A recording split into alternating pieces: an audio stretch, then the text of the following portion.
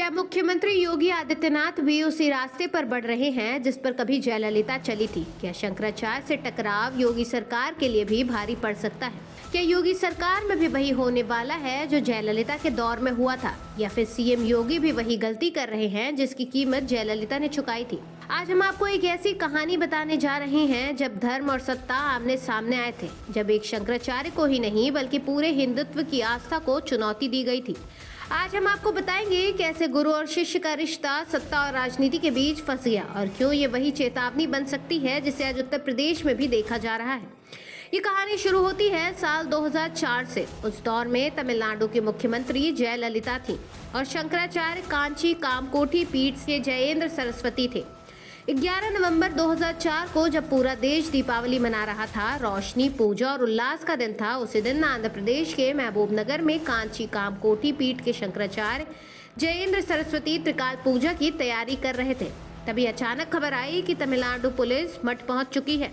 बिना किसी चेतावनी, बिना कोई नोटिस के सीधा उनकी गिरफ्तारी की गई। विशेष विमान से उसी रात शंकराचार्य को चेन्नई लाया गया और फिर वेल्लोर सेंट्रल जेल भेज दिया गया।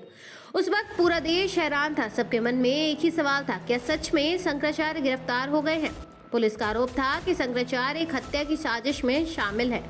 हत्या हुई थी शंकरमन की, जो कांचीपुरम के वदराज पेरुमल मंदिर के मैनेजर थे।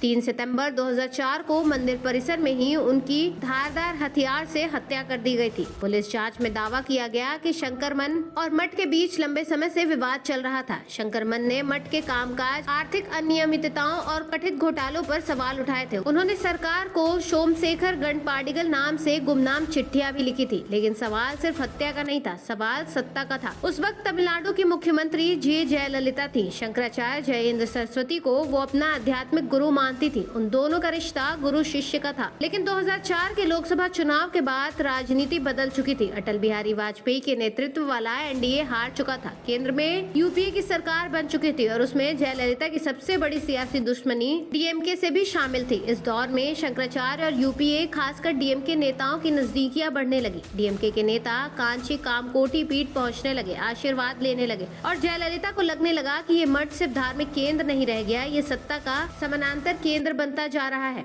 जयललिता नाराज थी, राजनीतिक में नुकसान झेल चुकी थी, अपनी सॉफ्ट हिंदुत्व वाली छवि से बाहर निकलना चाहती थी और शंकरमन की हत्या ने उन्हें वो मौका दे दिया जिसकी उन्हें तलाश थी। उन्होंने वो फैसला लिया जो आज भी इतिहास में दर्ज है। जयललिता ने तमिलनाडु पुलिस को शंकराचार्य की गिरफ्तारी की खुली छूट दे दी। देश भर में भूचाल आ गया। बीजेपी नाराज हो गई, लाल कृष्ण आडवाणी ने विरोध किया, विश्व हिंदू परिषद सड़कों पर उतर आई, साधु संत आंदोलन में जुट गए। लेकिन जयललिता टस से मस नहीं हुई। शंकराचार्य को जेल में कोई विशेष सुविधा नहीं दी गई, उन्हें आम कैदी की तरह रखा गया। शुरुआत में जमीन पर सोना पड़ा। शंकराचार्य के नियम थे खुद का बना भोजन, गंगाजल, त्रिकाल पूजा, लेकिन जेल में सब कुछ सीमित कर दिया गया।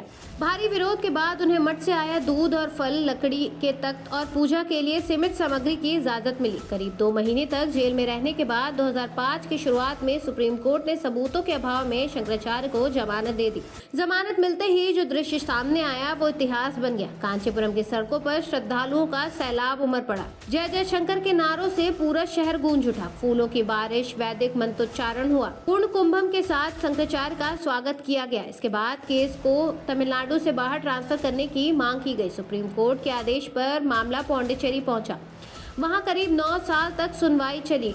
189 गवाह पेश हुए। 83 गवाह अपने बयान से मुकर गए। शंकरमन की पत्नी और बेटी भी आरोपियों की पहचान नहीं कर पाई। पुलिस ये साबित नहीं कर पाई कि हत्या की साजिश या पैसे का सीधे शंकराचार्य से जुड़ा था। और आखिरकार 27 नवंबर 2013 को पौंडीचेरी की विशेष अदालत ने शंकराचार्य जयेंद्र सरस्वती, उनके उत्तराधिकारी विजयेंद्र सरस्वती और बाकी सभी आरोपियों को बाइज्जत बरी कर दिया। अब नया विवाद अविमुक्तेश्वरानंद का है, जो थमने का नाम नहीं ले रहा। कोई उनको शंकराचार्य मानने से इंकार कर रहा है तो कोई उन्हें कालनेमी कह रहा है। इस बीच सवाल उठ रहा है कि क्या इतिहास खुद को दोहराने वाला है, क्योंकि शंकराचार्य कोई व्यक्ति नहीं, एक पद है और सत्ता से टकराने का साहस इस पद के इतिहास में बार बार लिखा गया है। ये टकराव सिर्फ बीते कल की कहानी नहीं, ये आने वाले कल की चेतावनी भी है। आपको क्या लगता है? अपनी राय कमेंट बॉक्स में लिखें। जानकारी अच्छी लगी हो तो लाइक करें, शेयर करें और ऐसे ही एक्सप्लेनर वीडियो के लिए हमारे चैनल को सब्सक्राइब जरूर करें। मिलते हैं अगले वीडियो में, तब तक के लिए धन्यवाद।